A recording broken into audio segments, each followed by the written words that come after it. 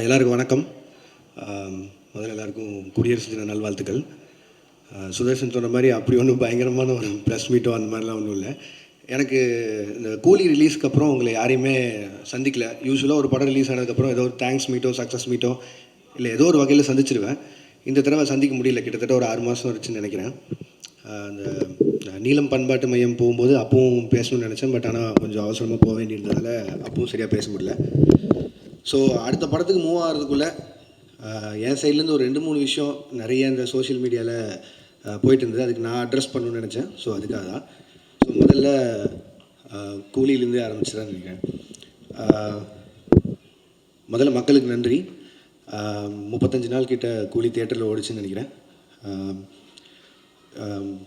நான் வசூல் அதை பற்றி பேச விரும்பல. ஒரு லாபகரமான படம்னு சன் பிக்சர்ஸ் சொன்னாங்க.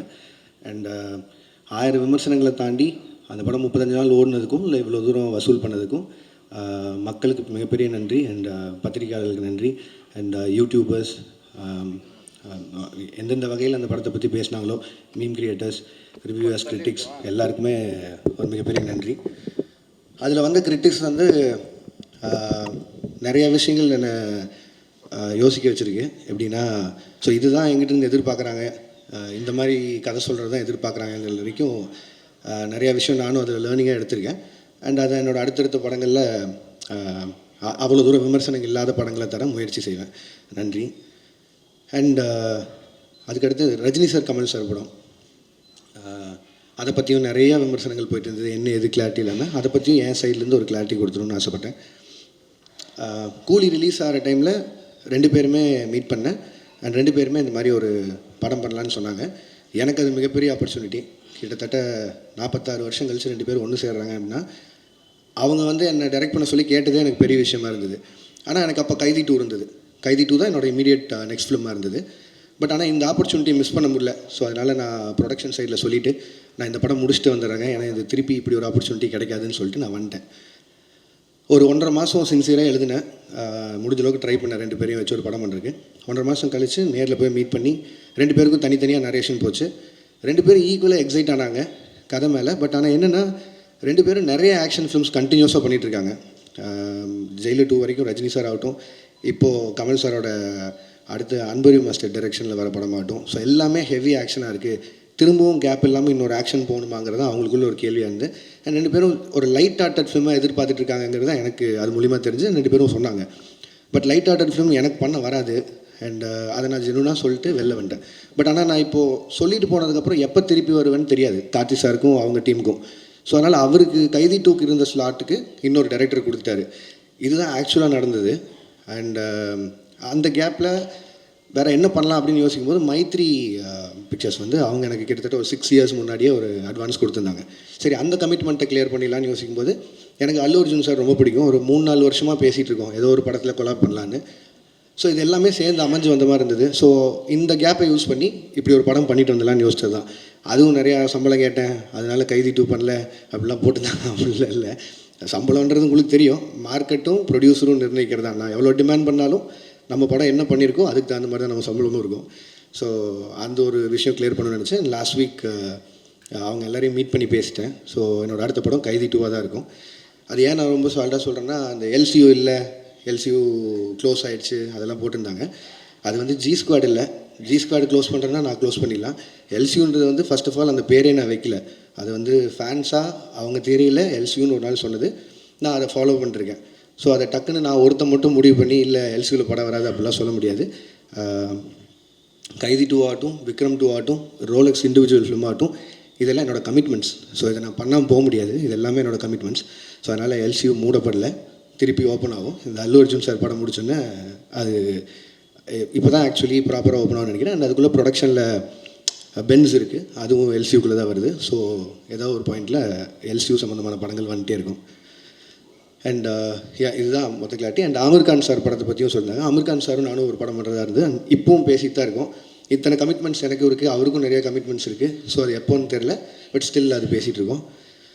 அண்ட் அவ்வளோதான். இதுதான் நான் மேஜராக அட்ரஸ் பண்ணணும்னு நினச்சேன். ஏன்னா இதுக்கு நான் ஒரு பாயிண்டில் பதில் சொல்லி ஆகணுன்ட்டே இருந்தது. ஏன்னா ஒரு சைடு 2 சைடில் எல்லா பக்கமும் பேசிட்டே இருக்காங்க. ஸோ என்னோடய சைட்லேருந்து ஒரு கிளாரிட்டி கொடுத்துட்டு நான் அடுத்த படத்துக்கு மூவ் ஆகணுன்ட்டு இருந்தது. ஸோ அதனால தான் இந்த press meet. And thank you so much எல்லோரும் வந்ததுக்கு. உங்களுக்கு எதாவது கேள்விகள் இருந்ததுன்னா கேட்கலாம்.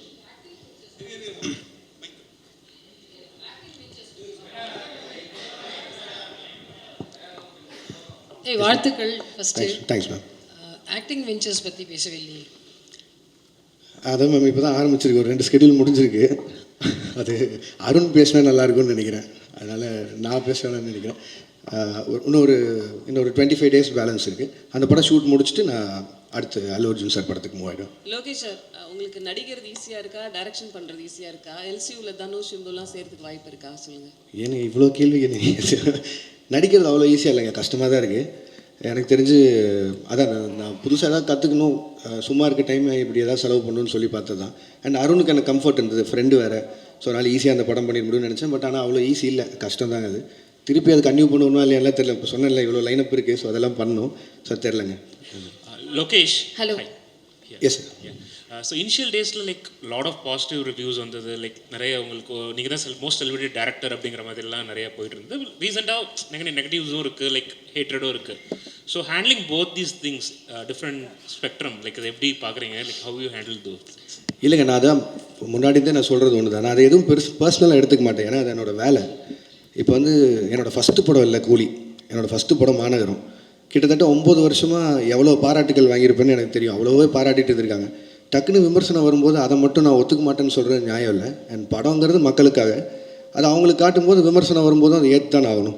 ஸோ அதனால் அதை நான் ஸ்பிட் பண்ணி பார்க்கல. அண்ட் ரெண்டாவது அதை நான் பர்சனலாக எடுத்துக்கல, அது ப்ரொஃபஷனாக மட்டும் வச்சுக்கலான் இருக்கேன். ஸோ அதனால் success and average and going take அது உண்மை தானே, எல்லாருக்குமே நடக்கிறது தானே. ஸோ அதனால் நான் பெருசாக எடுத்துக்கல. தேங்க்யூ.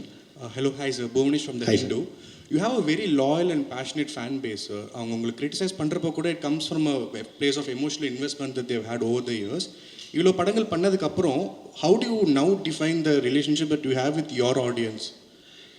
இல்லைங்க, அவங்க ஜெனுவனாக பேசுகிறதுல it is not just criticism, but அதில் ஏதோ ஒரு அக்கறை இருக்குதுன்னு நான் பார்க்குறேன். இப்போ நான் எக்ஸாம்பிளாக தான் சொல்கிறேன், ஒரு 10 ஃப்ரெண்ட்ஸ் இருக்காங்கன்னு வைங்களேன், அதில் எல்லாமே சரின்னு சொல்லிட்டு யாரோ ஒருத்தர் மட்டும் இல்லைடா நீ செய்கிறது தப்புன்னா அவன் உண்மையிலேயே ஃப்ரெண்டுன்னு நினைக்கிறேன். அந்த லாயல் பேஸ் ஆஃப் ஃபேன்ஸாக இருக்காங்க நான் நினைக்கிறேன். ஸோ அதனால் I'm very happy about them. Sir Akshay from the new Indian express. நீங்கள் ஒரு ஃபியூ இயர்ஸ்க்கு முன்னாடி வந்து சொல்லியிருந்தீங்க, இந்த மாதிரி எனக்கு ப்ராஜெக்ட்ஸுக்கு நடுவில் வந்து கொஞ்சம் ஸ்பேசிங் பண்ணணும், so that I can write அப்படின்ற மாதிரி சொல்லிட்டு. இப்போ நீங்கள் அடிஷ்னலாக வந்து ஆக்டிங்கும் பண்ணுறீங்க. So doesn't that defeat the purpose? இல்லைங்க, அப்படி பார்த்தா I can take lot of breaks. But பிரச்சனை என்னென்னா, இப்போ சொன்ன இந்த கமிட்மெண்ட்ஸ் எல்லாம் இருக்குல்ல, இது எல்லாமே ஒரு டைம் லைனில் இப்படி போகும்னு நினச்சி பண்ணுறோம். அது நடக்காமல் போகும்போது நம்மளுக்காக வெயிட் பண்ணுற ஹீரோஸ் இருக்காங்க, நமக்காக வெயிட் பண்ணுற ப்ரொடியூசர்ஸ் ஆகிடுறாங்க. ஸோ அதில் நிறைய அவங்களோட ஃபண்ட்ஸ் இன்வால்வ் ஆகுது. ஸோ என்னோடய பிரேக்ஸ் வந்து அதில் அப்படி ஆகாது. அண்ட் இது நான் மெயினாக பண்ணணும்னு நினச்சது காரணம் என்னென்னா, ஆஃப்டர் கூலி ஐ நோ ஐல் டேக் ஒரு 7-8 months பிரேக்குன்னு சொல்லி. ஸோ அந்த கேப்பில் ஒன்று பண்ணலான்னு யோசிக்கும் போது தான். அண்ட் அருண் எக்ஸ்பிளைன் பண்ணும்போதும் இந்த ஃபிலிமுக்கு ஒரு 60 days போதும் அப்படிங்கிற மாதிரி இருந்தது. ஸோ அதனால் என்னால் ஈஸியாக பண்ணிட முடியும். எதிர் வேறு எங்கேயாவது ஒரு வெக்கேஷன் போகிறதுக்கு பதிலாக இதில் போனால் கொஞ்சம் அப்சர்வ் பண்ணலாம், கற்றுக்கலாங்கிற ஒரு பாயிண்ட் தான். பட் இப்போ நம்ம ஏற்கனவே எழுதி வச்சுருந்த கதைனா அவ்வளோ ஒர்க் பண்ண தேவையில்லை. ஐ மீன் இப்போதைக்கு அதை எவ்வளோ தூரம் கான்டெம்பரரி அடாப்ட் பண்ண முடியுமோ அதுக்கு மட்டும் பண்ணிட்டு போயிடலாம். புதுசாக போய் ஃப்ரெஷ்ஷாக ஒரு கதை எழுதணுன்னா பிரச்சனை தான். ஸோ இந்த வயசில் ஓடி பார்த்துலாங்க தான். Lokesh sir. Yes ma'am. Abhirami from Dinamalar. Hi ma'am. First of all, thanks and appreciation for this clarification. ஏன்னா இந்த கிளாரிஃபிகேஷன் இல்லாமல் நிறைய உங்களை பற்றி போயிட்டே இருந்தது. Welcome ma'am. Thank you so much for that. இப்போ நீங்கள் ஆக்டிங்கில் மறுபடியும் இது டிரெக்ஷன்லேருந்து ஆக்டிங்க்கு வந்திருக்கீங்க.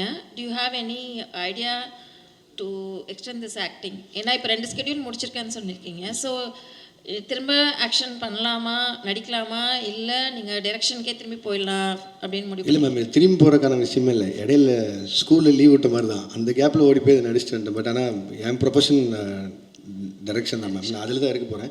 இதே மாதிரி திருப்பி ஒரு 6 மாதம் படங்களுக்கு நடுவில் கேப் வந்து ஒரு சின்னதாக யாராவது ஒரு கதை எடுத்தால் நடிக்கலாமா. பட் இப்போதைக்கு அந்த எண்ணெல்லாம் இல்லைங்க. அருண் படம் முடிச்சுட்டு டைரக்ஷன் போவோம்.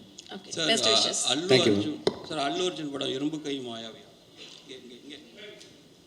Yes sir. இரும்பு கை மாயாவி அந்த கதை தான் அல்லு அர்ஜுன் பண்ணுறேன். இல்லை சார், அது வந்து இப்போ தான் அனௌன்ஸே பண்ணியிருக்காங்க சார் அந்த படத்தை பற்றி. ரெண்டாவது அவங்க ப்ரொடியூசர் சார்பாக அவங்க சைட்லேருந்து வர அனௌன்ஸ்மெண்ட் வர வரைக்கும் மட்டும் இருக்கலாம். இப்போதைக்கு ஒரு படம் பண்ணுறோம் சார். லோகேஷ் சார் இங்கே. Yes sir. சார், அதாவது கூலி படம் ரிலீஸ்க்கு முன்னால் நீங்கள் சில இன்டர்வியூஸ்லாம் கொடுத்தீங்க, அதை வந்து ஆடியன்ஸ் பாயிண்ட் ஆஃப் வியூவில் வந்து அது ஒரு எக்ஸாஜரேஷன்னு நினச்சிட்டு அதை பற்றி சோஷியல் மீடியாவில் வந்து உங்களை பற்றி நெகட்டிவிட்டியோடு பேச ஆரம்பித்தாங்களான்ற மாதிரி தான் தோணுது. அது உண்மையிலே என்ன தான் நடந்துச்சு சார்? நீங்கள் சொன்னது என்ன, செஞ்சது என்ன, மக்கள் மத்தியில் எப்படி போய் சேர்ந்துச்சு சார்? இப்போ நான் சொன்னாலும் திருப்பி அதான் நடக்க போகுது சார். நான் வந்து ஒரு படத்தோட கலெக்ஷனை பேஸ் பண்ணி ஒரு படம் பண்ண முடியாதுங்கிறது அது என்னோட ஐடியாலஜி. சினிமாவை நான் 1000 கோடி சம்பாரிச்சு காட்டுறேன்னு ஒரு படம் எழுதவே முடியாது. நான் அதான் முன்னாடியும் சொல்கிறேன். பட் ஆனால் என்னென்னா, நம்ம டெக்னீஷியன்ஸும் நம்ம கூட இருக்கவங்க யார் எவ்வளோ சொன்னாலும் அவங்க அந்த படத்து மேலே எக்ஸைட்மெண்ட், ரஜினி சார் மேலே இந்த எக்ஸைட்மெண்ட், அவ்வளோ ஸ்டார்ஸை பார்த்த எக்ஸைட்மெண்ட்டில் இந்த 1000 கோடிங்கிற பிரச்சனையை ஆரம்பிச்சிடுவாங்க ஸ்டார்டிங்லேருந்து. இப்போ அதனால் 500 கோடிக்கு சம்பாரிச்ச படம் கூட இப்போ வந்து நான் பதில் சொல்கிறது அங்கே ஆயிடுச்சு. கிரிட்டிசிசம் அதெல்லாம் விட்டலாம். பட் ஆனால் கொடுத்த இன்டர்வியூஸுமே சரி, நான் இதை ரொம்ப ஸ்ட்ரெஸ் பண்ணியே சொல்லிட்டு இருந்தேன். இந்த மாதிரி 1000 கோடிங்கிறத ப்ரெஷரைஸ் பண்ண வேணாம், அப்படி ஒரு படமாக எக்ஸ்பெக்ட் பண்ணாதீங்க. ஒரு commercial film Rajini sir enjoy பண்ணுற மாதிரி ஒரு படம் இருக்கும் தான் நான் முன்னாடி இந்த எல்லா இன்டர்வியூலையும் சொன்னேன். பட் எனக்குமே வந்து ஏதோ ஒரு பாயிண்டில் ஒரு டிரான்ஸ்பரன்சி, ஒரு அளவை மெயின்டைன் பண்ணுங்கிறது நான் இந்த படத்துலேருந்து என்னோடய லேர்னிங்காக இருக்க போகுது. ஏன்னா எவ்வளோ பேசினா போதும். ஏன்னா நான் ரொம்ப கனெக்ட் ஆகி நிறையா ஃப்ரெண்ட்ஸோடு உட்காந்து பேசுகிற மாதிரி பேசிடுறேன். அது வந்து ரொம்ப எக்ஸாஜரேட் ஆன மாதிரி ஆகிடுது. ஸோ படம் ரிலீஸ்க்கு அப்புறம் அதுவே எனக்கு பேக் ஃபயர் ஆகிற மாதிரி ஆகிடுது. ஸோ நான் இதுக்கு மேலே வரும்போது கொஞ்சம் டிரான்ஸ்பரன்சி மெயின்டைன் பண்ணிக்கணும்னு நினைக்கிறேன். சார், இதோட கண்டினியூஷனாக நான் கேட்குறேன். It is not only because of you. நீங்கள் ஒருத்தர் கொஸ்டின்ல நிறைய செலிபிரிட்டிஸ்க்கு வந்து இந்த ஐடி விங் ஆட்டம் வச்சுருக்காங்க sir. They have a social media team ஆட்டம். அந்த டீமை அட்மினிஸ்ட்ரேட் பண்ணுறவங்க வந்து அவங்க போடக்கூடிய சில ட்வீட்ஸோ இல்லை சோஷியல் மீடியாவில் போடக்கூடிய பதிவோ இட் பிகம்ஸ் அ பேக் ஃபயர்ன்ற மாதிரி ஆகிடுது. ஏன்னா உங்களை பற்றி நீங்கள் சொல்லாத எக்ஸாஜரேட் பண்ண மாதிரி ஒரு படம் வந்து உங்களன்னு சொல்லலை, இன் ஜென்ரல் நான் ஆஸ்கிங், ஒரு படம் ரிலீஸ்க்கு முன்னாடி இது வந்து 500 கோடி கலெக்ஷன் ஆகும், 1000 கோடி கலெக்ஷன் ஆகும்னு அந்த ஐடி விங் போடுறதுனால கடைசியில் அது வந்து 200 கோடி தான் ஆச்சா, அது அப்படியே ட்ராபேக் ஆகிடுது. அதுதான் எப்படி சார்? அது நான் இது எப்படி சார் சொல்ல முடியும்? இது வந்து அது ஃபேன்ஸையும் நீங்கள் தடுக்க முடியாது. அண்ட் சோஷியல் மீடியா இன்றைக்கி உங்களுக்கு எவ்வளோ தூரம் தடுக்க முடியாத ஒரு சக்தி ஆகிடுச்சு. அது நீங்கள் ரிவ்யூஸோ எதுவுமே எல்லாமே அவங்கவுங்களோட எண்ணம். அவங்க காசு கொடுக்குறாங்க, படம் பார்க்குறாங்க, இன்னும் அதை பற்றி போடுறாங்க. அவங்களுக்கு இருக்கிற ஒரு படத்து மேலே இருக்க எக்ஸைட்மெண்ட்டை வச்சு போகிறாங்க. அவங்களுக்கு அந்த எக்ஸைட்மெண்ட் குறைஞ்சிருச்சுன்னா எங்களுக்கு இங்கே வேலையே இல்லை. ஸோ அதனால் அவங்க எக்ஸைட்டடாக இருக்கிறத நம்ம தப்புன்னு சொல்ல முடியாது. அட் த சேம் டைம் இது நீங்கள் சொன்ன மாதிரி இந்த ஐடி விங் வச்சு பேசி எனக்கு அதில் எப்படி நம்பிக்கை இல்லைன்னா, இல்லை எனக்கு புரியுது சார், எனக்கு புரியுது சார். ஒரு படம் நல்லா இருந்ததுன்னா யாருமே தடுக்க முடியாதுன்னு நான் நினைக்கிறேன். நான் அதை ரொம்பவும் நம்புகிறேன்.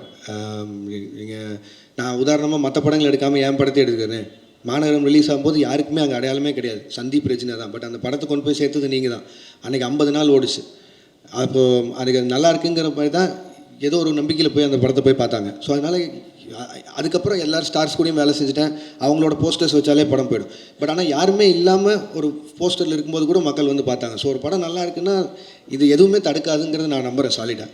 Sir thank you sir. Okay sir, Lokesh sir, இப்போ உங்களோட ஃப்யூச்சர் ப்ராஜெக்ட்ஸ் பற்றி நிறைய வந்துட்டுருக்கு செய்திகள். அப்படி ஒன்று வந்தது தான் ஹிந்திக்கு போய்ட்டு நீங்கள் அமீர் கானோட பண்ண போகிறீங்க அப்படின்னு சொல்லிட்டு, அது ஃப்யூச்சரில் மெட்டீரியல்ஸ் ஆகிறதுக்கு வாய்ப்பு இருக்கா சார்? ஒரு 3-4 தடவை மீட்டிங் போச்சு. எனக்கு அவர் சின்ன வயசுலேருந்து ரொம்ப பிடிக்கும். அவர் ஒரு பெரிய ஃபேன் தான். அண்ட் அவரும் வந்து என் ஒர்க் ரொம்ப பிடிச்சின்னு சொல்லி தான் அவர் கூலிலேருந்து படம் பண்ணணுன்னு பேசினார். பட் ஆனால் நான் சொன்னேன் சார், இங்கே இவ்வளோ கமிட்மெண்ட்ஸ் இருக்குது. அண்ட் சாருக்குமே அவருக்கும் நிறையா கமிட்மெண்ட்ஸ் இருக்குது. ஸோ இதே மாதிரி ஏதோ ஒரு டைம் லைனில் ஏதாவது மிஸ் மேட்ச் ஆகும்போதோ வேறு ஒரு டைம் கிடைக்குதோ அப்படிங்கிறத பார்த்து தான் சார் பண்ண முடியும். பட் ஆனால் we are talking sir. Sir எனக்கு எல்லா ஹீரோஸ் கூடயும் வேலை செய்யணும் சார். அவங்க எல்லாரும் கூடயும் பேசிட்டு தான் இருக்கேன். பட் ஆனால் டைம் லைன் தான் சார் பிரச்சனை. சார் இங்கே ஒரு கேள்வி சார். இங்கே சார் நீங்கள் டிசியில் பண்ணிகிட்டு இருக்கிறதா, டிசியில் இப்போ பண்ணிக்கிட்டு இருக்கீங்க. அதேமாரி ஜனநாயகன்லேயும் ரிப்போர்ட்டராக பண்ணிகிட்டு இருக்கீங்க அப்படின்றதும் தகவல் வந்துச்சு. அது நீங்கள் எப்படி பார்க்குறீங்க? அதுக்கப்புறம் 2 கேள்வி ஆரம்பிச்சிடறேன். இந்த சென்சார் இஷ்யூ கூலிலையும் ஏ சர்டிஃபிகேட் வந்திருந்தது, ஜனநாயகன்லேயும் அது பாதிக்கப்பட்டிருக்கு. அது எப்படி சார் பார்க்குறீங்க இந்த 2 கொஸ்டின்? சார் டிசியில் ஆமாம் சார் அது பண்ணிருக்கேன். அது அருண் மாதேஸ்வரன் படம். இது வந்து ஹெச் வினோதனாவும் விஜயனாவும் ஒரு நாள் கூப்பிட்டாங்க. ஸோ அது கேமியா பண்ணேன். அது அவ்வளோதான் என்னால் சொல்ல முடியும். அதுக்கு மேலே அவங்க பேசிங்க. அண்ட் ரிகார்டிங் சென்சார் போர்ட், நான் கூலி சொல்லணுன்னா அதுக்கும் நிறைய விமர்சனம் வந்தில்லை. ஏன் ரஜினி சார் ஏ சர்டிஃபிகேட் அப்படின்னு சொல்லி. சரி, ஏ சர்டிஃபிகேட் வாங்கணும்னு போல எனக்கு என்ன ஆச்சுன்னா, சென்சார் போர்டில் ஃபர்ஸ்ட் சென்சார் பண்ணி முடிச்சோன்னே தி அட்வைஸ் வித் 35 கட் சொன்னாங்க. அப்புறம் ஒரு 9 மியூட்ஸ் இருந்தது. மியூட்ஸ் கூட ஓகே, எனக்கு பிரச்சனை இல்லைன்னு சொல்லிட்டேன். பட் 35 கட்டுங்கிறது வந்து என்னால் அன்றைக்கி ஏற்றுக்க முடியல. இப்போ படம் ரிலீஸ் ஆனதுக்கப்புறம் ஆல்ரெடி நிறைய இடங்கள் புரியலன்னு சொல்கிறாங்க. மேபி அது ஐ டேக் த ப்ளேம். நிறைய இடத்துல நான் புரிய வச்சுருக்கணும். பட் ஆனால் அதையும் மீறி 35 கட் அப்படின்னா அது படமாகவே இருந்திருக்காது. இன்னும் நீங்கள் வந்து ஒரு ஒரு ஒரு கம்ப்ளீட்டட் ஃபிலிம் வித் ஏ சர்டிஃபிகேட்டா இல்லை ஒரு இன்கம்ப்ளீட் ஃபிலிம் வித் யூபிஏ சர்டிஃபிகேட்டாங்கிற மாதிரி தான் இருந்தது. அண்ட் இமீடியட்டாக அது நான் ஒருத்தர் எடுக்க முடியிற கால் இல்லை, ஏன்னா அது எத்தனை கோடி இன்வெஸ்ட் பண்ணியிருக்காங்கன்னு உங்களுக்கு தெரியும். ஸோ நான் ப்ரொடியூசர்கிட்டையும் பேசினேன், ரஜினி சார்கிட்டையும் பேசினேன், அண்ட் எல்லாரும் பேசி முடிவு பண்ணி we applied for recensor. உடனே ரீசன் சார் அப்ளை பண்ணோம். ரீசன் சாரில் அடுத்த பேனல் பார்த்துட்டு திருப்பியும் அதே 35 கட்டு அட்வைஸ் பண்ணாங்க.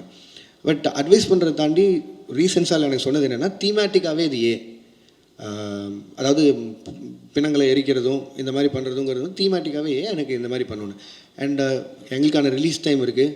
அண்ட் எனக்கு அந்த படத்தை எந்தையுமே விஷுவலாக கட் பண்ணிட வேணாம், இது எல்லாத்தையும் மனசில் வச்சுட்டு ரஜினி சாரோட அட்வைஸை எடுத்துகிட்டு அண்ட் தென் வி டிசைடட். ஏன்னா ஒரு ஏ சர்டிஃபிகேட் வந்ததுனால மட்டுமே ஒரு 40-50 கோடி வருமானத்தில் லாஸ் இருக்க மாதிரி இருக்கும்.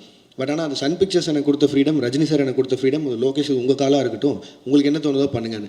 நான் ஒரு கம்ப்ளீட் ஃபிலிமாக இருக்கணும்னு சொல்லி தான் ஏ சர்டிஃபிகேட் ஒதுக்கிட்டது. இல்லைனா ஆப்வியஸாக இன்னும் கொஞ்சம் அதிகமாக சம்பாதிக்க போகுதுன்னா நான் வேணான்னு தான் சொல்லியிருப்பேன். பட் இதுதான் ஆக்சுவலி நடந்தது. அண்ட் ரிகார்டிங் ஜனநாயகன் இடத்துல நீங்கள் வினோதனாடு தான் கேட்கணும், நான் சென்சாருக்குள்ளே போகல, அதனால் நான் சொல்ல முடியாது. Thank you sir. எங்கள் கேள்வி, ஒரு இயக்குனராக இருந்து நடிகர்களை இயக்குனதுக்கும் இப்போ நீங்களே வந்து ஒரு நடிகராக மாறினதுக்கும் என்ன வித்தியாசம் தெரியுது? இப்போ உங்களுக்கு வந்து நடிகராக இருக்கிறது சுகமாக இருக்கா?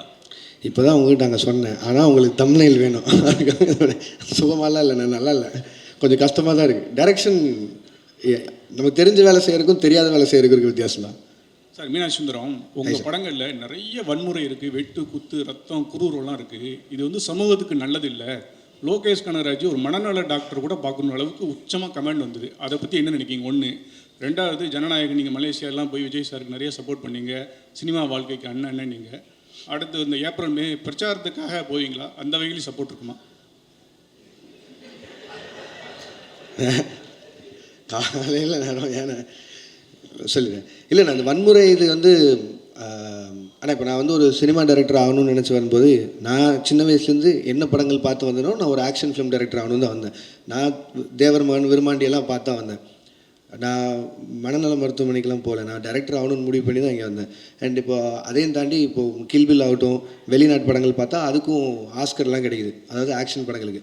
ஸோ இப்போ நம்ம இந்த இந்த ஜென்ரேஷனில் இருக்கவங்க எல்லாருமே கம்பேர் பண்ணுறதே வந்து கேம் ஆஃப் த்ரோன்ஸ் பார்க்குறாங்க, பிரேக்கிங் பேட், டெக்ஸ்டர் எல்லாத்தையும் பார்த்துறாங்க. நான் சொல்ல இதுவே 10 வருஷம் ஆயிடுச்சு இதெல்லாம் வந்து.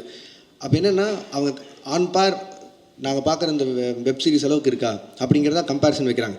அதுக்காக வயலன்ஸ் பண்ணி ஒரு படத்தை பண்ணுறது மட்டும்தான் ஹாலிவுட் லெவலுக்கு கம்பேர் பண்ணுறது நான் சொல்ல, அதையும் காரணமாக வைக்கிறாங்க. ஒரு 2.5 மணி நேரம் நீங்கள் தேட்டருக்குள்ளே வந்ததுக்கு நான் உங்களை என்கேஜாக வச்சுக்கணும்னு நினைக்கிறதே எனக்கு அவ்வளோ பெரிய சேலஞ்சாக இருக்குது.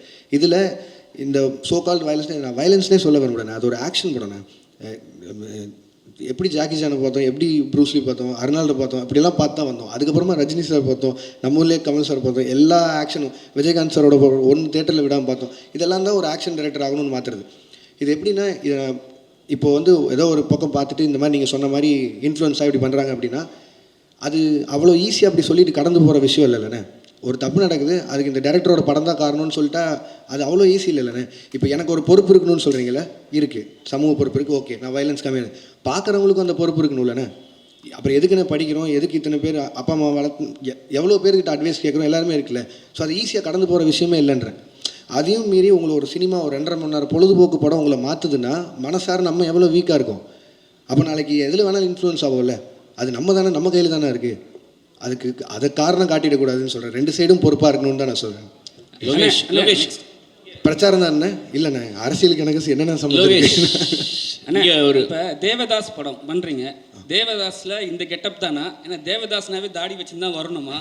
இல்லை லோகேஷ் கனகராஜ் வந்து அது மாதிரி மென்ஷன் பண்ணுறாங்களா? அதுக்கப்புறம் வந்து நீங்கள் நடிக்க போகிறேன்னு சொன்ன பிறகு எந்தெந்த ஆக்டர் வந்து உங்களை வந்து நடிக்காத நீ டைரக்டே பண்ணுன்னு சொன்னாங்க? ரஜினி சார், கமல் சார் என்ன சொன்னாங்க? இல்லைண்ணே, இந்த ஃபஸ்ட்டுக்கு லைன் ஆஃப் கேள்விக்கு வந்து அருண் தான் பதில் சொல்லணும். தேவதாஸ் தாடி வச்சுருக்கணுமா வச்சிருக்கூடாதா அதெல்லாமே அவன் தான் பதில் சொல்லணும்.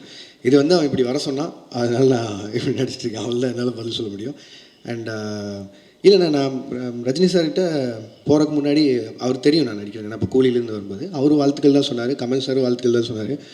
அண்ட் நான் விஜயநாட்ட பேசினேன், அவர் வாழ்த்துக்கள் சொன்னார். அண்ட் சேது நான் மீட் பண்ணும்போது பேசினேன். அவள் யார் யார் அன்றைக்கி பார்க்குறோமோ அது மட்டும் தான் மீட் பண்ணி பேசணும். அண்ட் இன்னொரு கிளாரிட்டியும் கொடுக்கணும்னு நினச்சிருந்தேன். நீங்கள் இந்த ரஜினி சார் கமல் சாரை பற்றி பேசினால அவங்க 2 பேரை வந்து அன்ஃபாலோ பண்ணிட்டேன் ட்விட்டர்லேருந்து அப்படிலாம் சொல்லியிருந்தாங்க. அவங்க 2 பேரும் எந்த இடத்துல இருக்காங்க, நான் அவங்க கூட ஒர்க் பண்ணதையே ஒரு பாக்கியமாக நினச்சிட்டு இருக்கேன். நான் ஒரு ஊர்லேருந்து வந்து 2 பேரையும் டைரக்ட் பண்ணிட்டேங்கிறத. ஒரு 2 வருஷத்துக்கு முன்னாடி ஸ்க்ரால் பண்ணும்போது லைக் போட்டதுக்கே நான் எவ்வளோ பதில் சொல்கிறேன், தெரியாமல் லைக் பண்ணதுக்கு எவ்வளோ பதில் சொல்கிறதுன்னு எனக்கு தெரியும். இன்றைக்கி தேதிக்கு அப்படி யாராவது அன்ஃபாலோ பண்ணிட முடியுமா, இல்லை அது எப்படி பாசிபிளாக இருக்கும்? அது ஏன் நான் சொல்கிறேன்னா, இப்போ எங்கள் அம்மாக்கெல்லாம் வந்து ட்விட்டர்னு என்னென்னு தெரியாது, ஃபாலோ அன்ஃபாலோன்னு என்னென்னு தெரியாது. ஆனால் அவங்க எனக்கு ஃபோன் பண்ணி ஏன்டா கமல் சாரையும் ரஜினி சாரையும் அன்ஃபாலோ பண்ணுறேன்னு கேட்குறாங்க. ஏன்னா நான் சொல்கிறது கூட நம்ப மாட்டாங்க, நீங்கள் சொல்கிறது தான் நம்புகிறாங்க. அதனால தான் நான் சொல்லியிருக்கேன். நான் அந்த மாதிரி அன்ஃபாலோ பண்ணுறதோ அப்படி எதுவும் இல்லை. அதையும் மீறி இந்த மாதிரி ஏதாவது சென்சிட்டிவான விஷயம் இருந்ததுன்னா என் சைட்லேயோ இல்லை என் டீம் சைட்லேயோ யாராவது கேட்டு கொஞ்சம் எழுதுனீங்கன்னா பேசுனீங்கன்னா நல்லாயிருக்கும்னு நினைக்கிறேன். அதை வேண்டுகோளாக வச்சுக்கிறேன். லோகேஷ், மலேசியா போனதுக்கப்புறம் இங்கே தானே மலேசியா போனதுக்கப்புறம் உங்கள் டிவிக்கு அந்த விஜய் ரசிகர்லாம் உங்க வச்சு கொண்டாடுறாங்க. ஏன் கொண்டாடுறாங்கன்னு யோசிச்சு பார்த்தீங்களா? இல்லை புரியல, என்ன சொல்லுங்கள்.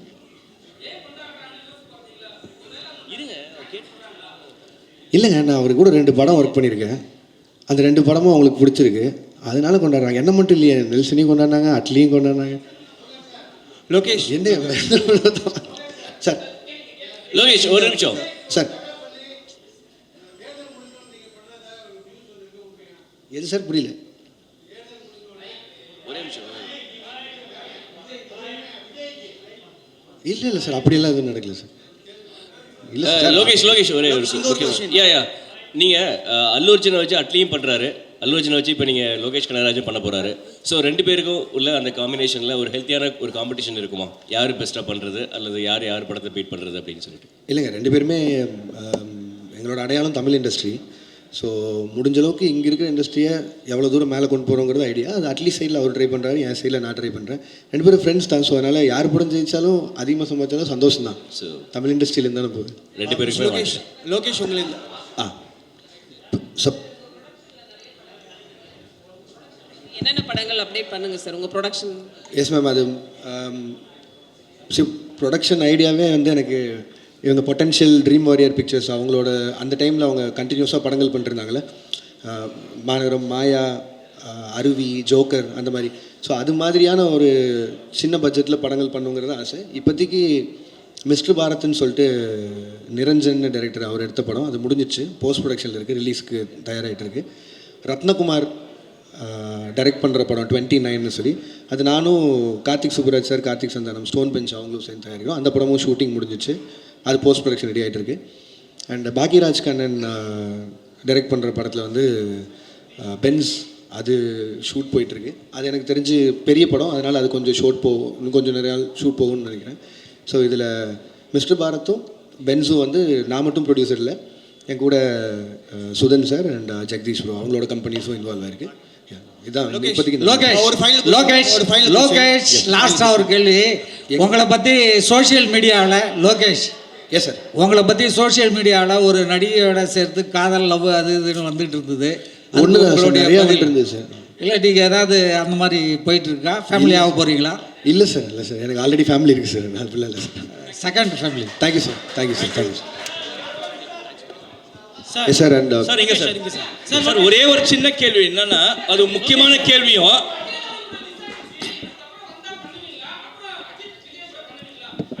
என்னங்க ஏங்க பண்ண மாட்டேன்னு சொல்ல போகிறேன், பண்ணதாங்க போகிறேன். லோகேஷ் ப்ரோ இல்லைங்க, அது மிஸ் ஆகிற தாண்டி இல்லை, என்னால் அப்படி இல்லை. ஒரு அவங்க நான் ஆக்ஷன் படம் பண்ணணும்னு நினச்சேன், பட் ஆனால் அவங்க ஒரு லைட் ஹார்ட்டட் படம் கேட்டாங்க, என்னால் பண்ண முடியல. அது அந்த டைமில் இல்லை, கண்டிப்பாக வேறு யாராவது பண்ணுவாங்கன்னு நினைக்கிறேன். லோகேஷ் ப்ரோ மக்கள் மத்தியில் பேசப்படுற ஒரே ஒரு விஷயம் என்னன்னா, எஸ் சார், இப்போ சமீப காலமாக வளரக்கூடிய படங்களில் இருக்க இயக்குனர்கள் இன்க்ளூடிங் லோகேஷ் கனகராஜோட படங்களில் வந்து ட்ரக் அப்யூஸ் நிறைய இருக்குது, போதை கலாச்சாரத்துக்கு முக்கியத்துவம் கொடுக்கறதா சொல்லி பரவலான பேச்சு சார். இது நிறைய டாக்டர்ஸ் பேசியிருக்காங்க, அதை பற்றி மக்கள் நிறைய பேர் சொல்கிறாங்க. இதை பற்றி உங்களோட கருத்து என்ன? அதே மாதிரி இந்த மாதிரி ட்ரக் யூசேஜை வந்து படத்தில் வந்து பிக்சரைஸ் பண்ணுறது நல்லதா? அந்த சீன்ஸை வச்சு தான் படங்கள் ஓடுமா? ஓகே சார், நான் எனக்கு ஒரு 2 நிமிஷம் கொடுத்தீங்கன்னா நான் எக்ஸ்பிளைன் பண்ண ட்ரை பண்ணுறேன் சார். ஏன்னா இது ரொம்ப நாளாக இந்த அலிகேஷன் சொல்லிட்டு இருக்காங்க சார். நீங்கள் சொல்கிற பாயிண்ட் எனக்கு வேலிடாக புரிஞ்சிச்சு. அதுவும் இப்போது சொசைட்டியில் நடக்கிற எல்லா விஷயத்தையும் பார்த்தா அது இருக்க மாதிரி இருக்குது. பட் ஆனால் நல்லா நோட் பண்ணி பாருங்கள் சார், நான் பண்ண எல்லா படங்கள்லையுமே ட்ரக்கு வந்து இப்படி எடுத்துக்கிட்டால் இந்த மாதிரி ஆயிடலாம், சந்தோஷமாக இருக்கலாம் அப்படின்னு நான் சொல்கிறேன். எங்கேயுமே நான் சொல்ல சார். நான் கமர்ஷியல் படமே பண்ணாலும் அதில் நான் எனக்குன்னு ஒரு சொசைட்டி கன்சர்ன் இருக்குது சார், அதை மீறி நான் பண்ணதில்லை. நீங்கள் மாநகரம் எடுத்துட்டிங்கன்னா அதில் கடைசியில் அவர் சொல்லுவார், மனுஷங்க செய்கிற தப்புக்கு ஊரை கொத்த சொல்லி எந்த தப்பும் இல்லைன்னு. கைதி எடுத்துட்டிங்கன்னா கார்த்தி சாரும் சரி, மரியம் ஜார்ஜ் சாரும் சரி, கடைசியில் இதை எத்தனையும் எரிச்சு தாண்டா போவோம், இந்த நாயினால தான் உருப்படாமல் போகுதுங்கிற ஒரு வார்த்தையை சொல்லி தான் அதை மொத்தம் எரிப்பாங்க. நீங்கள் மாஸ்டரில் எடுத்துட்டிங்கனாலும் நான் இதையே தான் சொல்லியிருப்பேன். அது எப்படி 18 வயசு கீழே இந்த உனக்கு ஆகல நீ தேட்டருக்குள்ளே போகாதுன்னு சொல்கிற முடியுதோ, எப்படி வந்து சாராயமும் பீடியும் அவன் கையில் கிடைக்குதுன்னு. கமல் சாரை வச்சு இந்த ட்ரக் ஃப்ரீ சொசைட்டிக்கான மரியாதை என்ன, அது இப்படி ஆச்சுன்னா என்ன ஆகுங்கிறத அவங்க வச்சு சொல்லியிருக்கேன். இது என்னென்னா, எனக்கு கிடைச்ச ஹீரோஸ் மூலிமா எவ்வளோ தூரம் உறக்க இதை சொல்ல முடியுமோ அதை நான் சொல்லிகிட்டே தான் இருக்கேன். அதை நீங்கள் சொல்லணுன்னா ஒரு பாயிண்டில் இவ்வளோ ட்ரக்ஸ் இருக்குங்க. நான் கைதி படம் முடிக்கும்போது முதல்ல 900 கோடிக்கு ட்ரக்ஸ் மாட்டுமான்னு சொல்லியிருந்தாங்க. நான் ஷூட்டிங்கில் இருக்கும்போதே 20,000 கோடிக்கு ஒரு ஊரில் மாட்டுச்சு. ஸோ இது வந்து எதுவுமே நான் சொல்லி தரல. 20,000 கோடி நான் சொன்னது 900 கோடி தான் சொல்லியிருந்தேன். அப்படி பார்த்தாலும் கம்மி ரேஷியோவில் தான் சொல்லியிருந்தேன். இது இந்த சொசைட்டியே எவ்வளோ கஷ்டப்படுதுன்னு சொல்கிறேன் சார். இது மட்டும் இல்லை சார், என் சைடில் இதுக்கு நான் தான் பேசி ஆகணும். வெறுமனே இப்படி சொல்லிட்டு போயிடலாம், கமர்ஷியலாக வந்துட்டான் ட்ரக்ஸை வச்சு படம் பண்ணிட்டான் இல்லை சார். எவ்வளோ தூரம் சே நோ டு ட்ரக்ஸ் கேம்பெயினுக்கு நான் சப்போர்ட் பண்ணிகிட்டு இருக்கேன்னு எனக்கு தான் தெரியும். என் சைடில் அவ்வளோ கேம்பெயின்ஸ் நடந்துகிட்ருக்கு. ஒவ்வொரு காலேஜாக போய் இது ப்ரொபகண்டா மாதிரியே பண்ணிகிட்ருக்கேன். ஒரு 15,000 ஸ்டூடெண்ட்ஸை ட்ரக்ஸை தொட மாட்டேன்னு பிளட்ஜ் எடுக்க வச்சுருக்கேன். கோயம்புத்தூர் கமிஷனர்கிட்ட சே நோ டு ட்ரக்ஸ்ன்னு சொல்லி அந்த தலைப்பில் ஷார்ட் ஃபிலிம்ஸ் பண்ண வச்சு, கோயம்புத்தூரில் இருக்க எல்லா காலேஜையும் மொத்தமாக வச்சு ஒரு 60 ஷார்ட் ஃபிலிம்ஸ் வந்து அதில் யார் ஃபஸ்ட்டு வராங்களோ அவனை என் அசிஸ்டண்ட்டாக சேர்த்துன்னு சொல்லியிருக்கேன். அவன் தான் இப்போ என் அசிஸ்டண்ட். ஸோ இது எல்லாமே என் சைட்லேருந்து நான் பண்ணிகிட்ருக்கேன் சார். இது வெறும் ஜஸ்ட் ஒரு சினிமாக்காக பண்ணணும் இல்லை, இது சொல்லணுன்னு இருந்தது சொன்னேன். அண்ட் இப்போவும் நான் சொல்கிறேன், பெரிய ஹீரோஸை வச்சு சே நோ டு ட்ரக்ஸ்ன்னு சொல்கிறது அது ஒரு கன்சர்ன். அது நான் சொல்லி தான் ஆகணும்னு நினச்சிட்ருக்கேன். எஸ் சொல்ல நோ சொல்லியிருக்கேன். அதை எல்லோரும் உறக்க சொல்கிறாங்க, ஹீரோஸும் சேர்த்து. இந்த எல்சியூ உருவானதும் அதுதான். இதில் திட்டவட்டமாக கமல் சார் சொன்ன மாதிரி தான், ட்ரக்ஸு இந்த சொசைட்டிக்குள்ளே வேணான்னு தீவிரமாக எதுக்கிற தீவிரவாதின்னு அவர் சொல்லியிருப்பார்ல, அதை தான் நானும் கமர்ஷியல் ஃபார்மேட்டில் சொல்ல ட்ரை பண்ணுறேன். பட் ஆனால் நான் என்ன சொன்னாலும் நல்லதை கேட்கவே மாட்டோம், நான் கெட்டதை மட்டும்தான் பார்ப்போன்னு சொல்லியிருந்தா நானும் என்ன தான் சார் பண்ண முடியும். மேபி நான் பண்ணாமல் விட்டுறேன். அதனால பண்ணாமல் விட்டால் சொசைட்டி மாறிடும்னா அது குட் தான். நான் அது பண்ண போகிறது. Thank you sir. சார் இன்வைட் அழைச்சிட்டு எல்லோரும் வந்ததுக்கு ரொம்ப நன்றி sir. And with your wishes and blessings என்னோட அடுத்த படத்துக்கு மூவ் ஆகிறேன். Thank you sir. Thank you so much. Thank you sir.